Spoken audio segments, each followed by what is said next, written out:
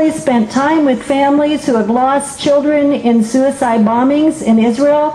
We work with families who, bereaved parents who are, as a response to their children's killings in Israel, are working to end the occupation because they see it as the root cause of their children's killings.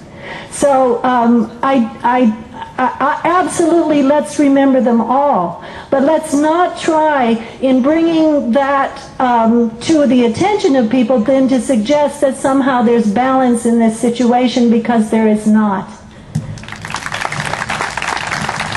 You already asked the question, if nobody else has. No, I understand you do, but maybe somebody who hasn't asked a question would like to. Yes, the woman right in front of you. How has Israel violated international law? Oh, dear. Well, the question was, how has Israel violated international law? That's a long lecture, and I'd be happy to come to this campus and give it, by the way. Great long briefs have been written on that. Many United Nations resolutions, although unenforced, have spoken to that. What people may not be aware of is that under international law, there is the international law that applies to what an occupying nation can and cannot do, an occupying force can and cannot do in the nation it occupies. We're violating all of those laws, by the way, right now in Iraq as an occupying nation. Nothing under international law presupposes the notion of 60 years of occupation, for starters. The whole notion of the international law occupation is that it's a short transitory period back to sovereignty again for the nation that's been occupied. What you must do in terms of providing for the people in the nation, by way of food, by way of water, by way of education, by way of hospitals, by way of all the things that Israel has spent too much time bulldozing and destroying and bombing, as opposed to building and providing, are violations of international law, just of the law of occupation. And then we could go into the laws of war, into the laws of the Geneva Accords. You could get into all sorts of things. But because they're an occupying power, there is in particular a whole set of very well understood laws. And Israel doesn't, I've never heard any official of Israel, by the way, say those laws aren't on the books. They simply say they can't enforce them because. But I'd be happy to come back to the campus. That's a kind of a technical, and give or have someone else come back from the Lawyers Guild and give a talk on the law of occupation. It might be irrelevant because not only what's going on in Palestine, but because of what's going on today in Iraq, where our own government is violating those laws of occupation. Yes. Someone else? I'm sorry, I can't see. Yes. So one of the recurring themes, or one of the recurring counterclaims to your claims, are that Gaza is under Arab control. As a matter of fact, I have a pamphlet that's being passed around as you speak that says the problems in Gaza are not Israel's to blame, but the Arab government that are the Palestinian Authority. How do you respond to that? Well, it's a bit like saying that the reason things aren't going smoothly in Iraq today has nothing to do with the United States government simply having destroyed the infrastructure, simply having destroyed the country. And the reason that things aren't going well in Iraq today is because Iraqis don't know how to run their own affairs. I mean, if you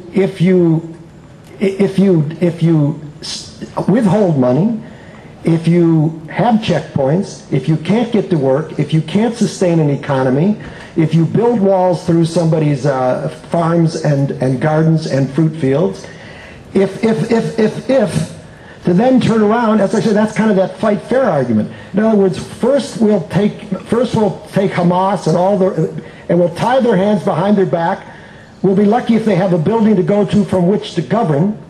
Remember Arafat's last days? Governing while the bombs were falling? I mean, and then say, the reason why things aren't going smoothly in Gaza is not the fault of the occupying force, it's the fault of those that we've made it impossible to govern. I mean, it just stands logic on its head. Other questions, comments? Yes? I have a question for Rachel Corrie. Yeah? Okay, if you care so much about the lives of Israelis who are victims of suicide bombings, how come you won't let Israel have this law? The reason why the law is built is to protect Israel from suicide bombers. So Okay, I think the question was, why don't we want Israel to have the wall, either in the West Bank or in Gaza, to protect themselves from suicide bombings? And I think it shows some lack of knowledge of where the wall is, for instance, in the West Bank. That wall is not at what we call the green line, the armistice line between Israel and Palestine is well within Palestine, so that when I go there and look at that wall, I see where it's cutting off, for instance, at Belaine. We were at Belaine about a month ago, and that wall cuts the town of Belaine and its farmers off from 60% of their farmland. So it's one of those cases of moving in an occupying country's population onto somebody else's soil, and that's illegal, as Jim points out, under international law. Also, when you talk about that, we were just in Israel and talking to some people who, this person is Palestinian Israeli, so he's a citizen of Israel, but of Palestinian descent. He's never been the 10 miles to see his relatives that live in Jenin, but his grandparents go all the time. Now, because of their papers, it's easier and quicker for them to go around the wall and skirt the checkpoints and get into Jenin, but they have perfectly good Israeli papers, so they can come back through the checkpoints. Well, okay, that wall makes it very difficult for somebody to get to their farmland because you can't travel and you don't have the papers if you get caught traveling to go clear around to your farmland that's on another side of a wall, 60, 70 miles. It doesn't make it impossible for somebody to come in and who really wants to get in and blow themselves up. So it's the wall, to me, particularly in the West Bank, is simply a means of usurping land, water, and other resources and separating a land from its people, confining the people in one place and a land in another. And it's not really about security. If it were in security, it'd be a very short wall right along the border with Israel, for which I would feel sad, but I think they might have a right to build it. Well, I would even have to disagree with that. I don't think they have the right to build anything on the occupied territories. Part of the answer to your question is, and this is how this whole discussion always becomes so bizarre. The occupation is illegal. Every settlement in occupied land is illegal. Every inch of the wall in occupied land is illegal. Stop occupying Palestine. Maybe you'll find the problem you're alluding to doesn't exist.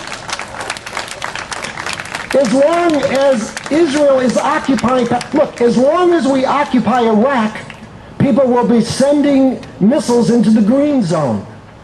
Build the highest wall you want. Make it as thick as you want. It won't help you. It won't allow the Israeli people to live in peace. Well, I know you do. Maybe somebody else does. If nobody else does, we'll listen to you. But if somebody else has another question, we'll take it, or a comment, we'll take it from them. What this will make a comment? You ask.